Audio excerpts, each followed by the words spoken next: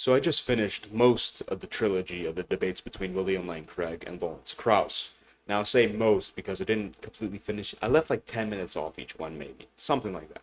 But I watched the lion's share of it, and I must say, Lawrence Krauss is either dumb, or ignorant, ignorant's a nicer word, or he's a really slick debater. Because when he goes over these points, especially in the last debate, it got worse over each debate. First debate, it seemed pretty clean.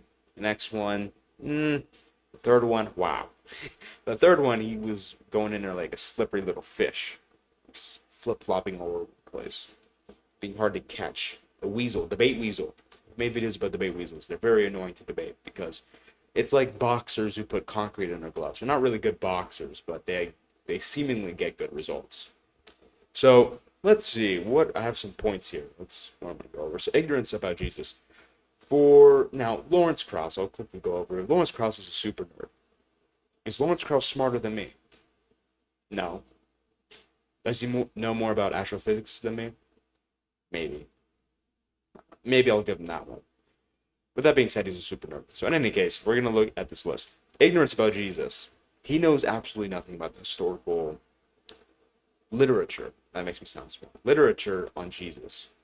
And it brings up stuff like Osiris. I mean, these comparisons between Osiris and all these other myths, as Craig said in the debate, these myths are old. Trying to find all these parallels within the context of Jesus' story, it doesn't even make sense to try and go, well, all these other Roman myths, they didn't, they applied it to Jesus, they were copying.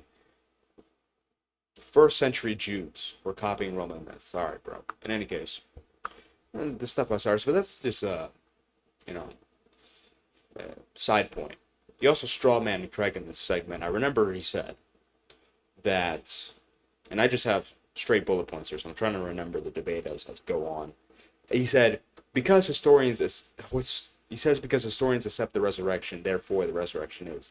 And that's nothing like what Craig said, and this is what I talk about ignorance. That's a straw man to the highest degree. What Craig argues is that historians agree on certain facts, and on these facts we can try to find the best explanation.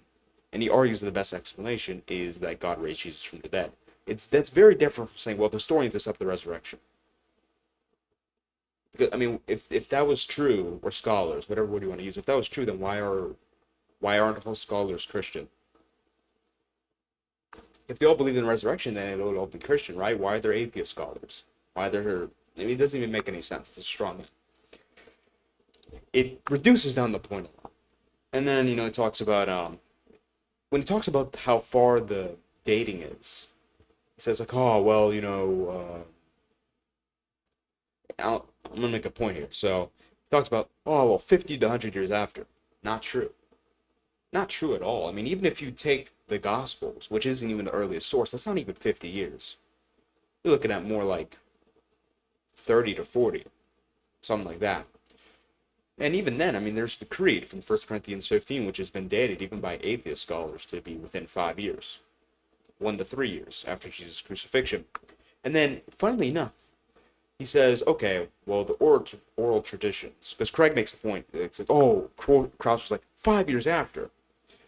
And Craig was like, well, we don't know if it was 5 years after. It could have been at the time, for all we know. It's like, well, the oral traditions were very, sacred. It was a very prized skill. And then Krauss comes back with the very puzzling response of, well, there's contradictions in the old oral traditions, but they're only minor. Now, if you listen to that and you actually apply it to the situation, you realize you just conceded the point completely because well, when you look at the creed, the tradition that Paul references in 1 Corinthians 15, which is what was being talked about, Christ died for our sins according to the scriptures and he rose on the third day.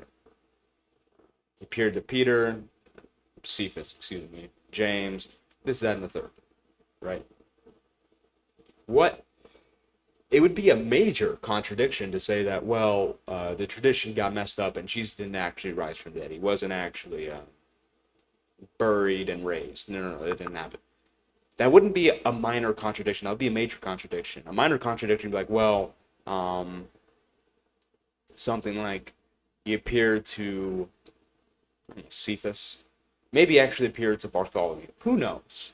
Okay, that would be an example of a minor contradiction. If you A major contradiction would change the entire meaning of the creed, the entire meaning of the oral tradition. That would be an example of something like, well, Christ didn't actually rise. That's not a part of the creed. That would be an example of a major contradiction. So Krauss conceded the point when you actually look at what he said and apply it logically. So that's the segment of Jesus. Next, Hitchens' point. So we brought up Christopher Hitchens' point about how, well, this is what we have to believe to be a theist or a Christian of some sort. And he said something about how, I forget the exact years, but basically, after all this time, he then sends Jesus to save everybody. That doesn't make any sense. That's what Hitchens says. Now, I feel like this is a bit ignorant because you're forgetting about Judaism beforehand, but in any case, there's two responses you can give, and one is a response that Craig gave in his debate with Hitchens, was that, well, Christ came before the exponential boom in population.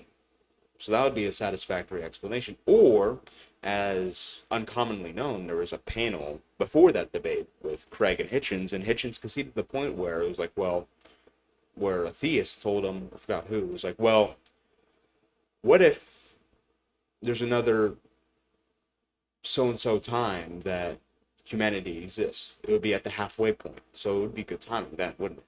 And he was like, oh, I suppose that's true. He conceded the point there. So I don't see why he even brought that up. Next, which religion? So this is Lawrence Krauss's Gish Gallop. Whenever he starts, and I saw this so many times about the three debates, every time a point would get pressed about theism, he would then say, well, how do you know it's true? How do you know Islam's not true? How do you know Islam's objective values aren't true? And that completely changes the topic of discussion, because the topic of discussion always was, does God exist? Or about the existence of God, not which religion is true. These are two completely different things. So this is the box just fell behind it. The discussion is not about which religion is true. The discussion is about whether or not God exists. So when you keep gish galloping between these two subjects, it becomes very difficult and annoying for the theists to argue. And I've experienced this personally. I've talked with atheists, and they always switch between, well, which religion and does God exist, blah, blah, blah. These are two different things. So yeah, in any case, the next thing is syllogisms. So he basically compares William Lane Craig's arguments to these, I'm out of water, unfortunately, to these arguments where it's like, well, mammals exhibit homosexual behaviors. William Lane Craig's a mammal. Therefore, William Lane Craig is homosexual.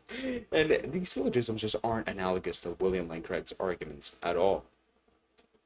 There's no logical reason to assert Krauss's argument. There are logical reasons to assert Craig's argument, and he kind of just assumes, which is what he's accusing Craig of, ironically, he kind of just assumes that Craig is just assuming these premises when he's not. He has a basis for each one, and I wish they would discuss it more in their debates. Next, reliance on science. I've already made videos about this. These nerds, these science nerds, all they care about is science. Science is everything. Science is the world. Nothing can explain the universe like science can. It's the only thing. There's nothing else matters. So this leads to things like Peter Atkins, where he's like, philosophy is a complete waste of time. And I'm also not a philosophy nerd. I'm more like, there are many different forms of looking at the world. You can look at it from a philosophical worldview, you can look at it from a scientific worldview, you can look at it from personal experience, this, that, and the third. These are all valid. You have to combine all of them to make your decisions. Not just, oh, I love science so much, but also don't be those philosophical nerds who's like, do I even exist? Don't be any of these people. But Lawrence Krauss is like, science can explain everything. Science, everything. Super nerd. Final comment. Aside from Krauss, this isn't really a point about Krauss's arguments. I just found it kind of funny how he brought up the thing about brothers and sisters in the third debate. It was completely unnecessary. It just got a chuckle out of me. And also another thing, Craig's faces were funny. You could tell he would either, like when Krauss said, absence of evidence isn't evidence of absence. Craig was like you see, he raised his eyebrows a lot during the debates when certain things were said, and it's funny, the absence of evidence thing, because that's really been one of my gripes with atheists. That's essentially their position 99% of the time. But in any case, and also when Krauss would say something dumb, Craig would, like you can see, like the quality of the footage isn't that good. But you can still see his face is like, what the hell is this guy talking about? In any case, final comment. Graham Hoppy's a good moderator. The first two moderators weren't that good. As a Christian, I'm saying that the first two moderators are terrible, but Graham Hoppy, very good moderator.